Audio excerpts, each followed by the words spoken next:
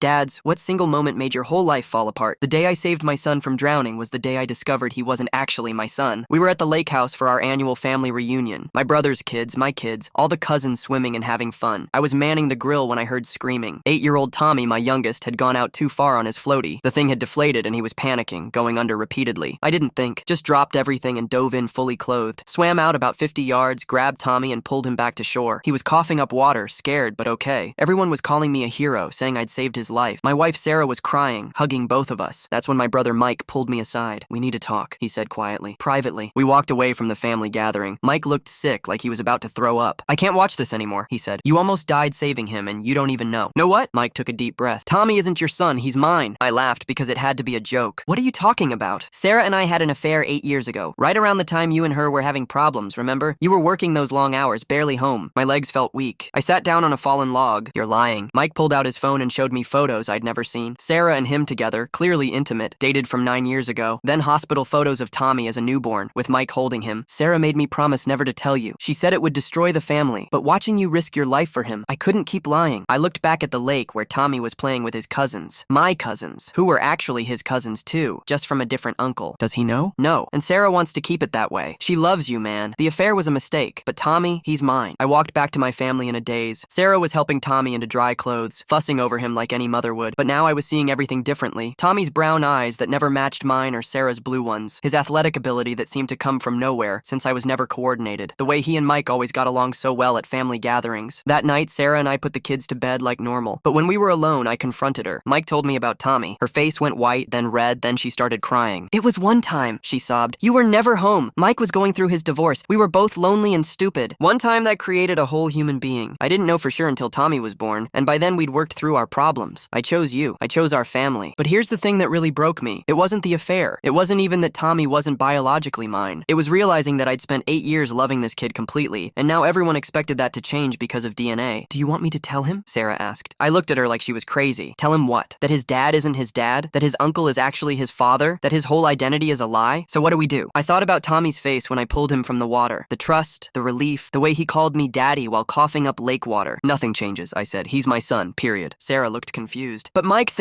can think whatever he wants. He had 8 years to be a father. He chose to be an uncle. That's on him." The next morning, I told Mike that if he ever brought this up again to anyone, he'd never see Tommy again. Family gatherings, holidays, nothing. "But he's my biological son," Mike protested. "Biology doesn't make you a father. Showing up does, and you didn't show up." That was 3 years ago. Tommy's 11 now, still calls me dad, still asks me to help with homework and come to his games. Mike keeps his distance at family events. Sometimes I catch him staring at Tommy with regret. DNA doesn't determine love, sacrifice does.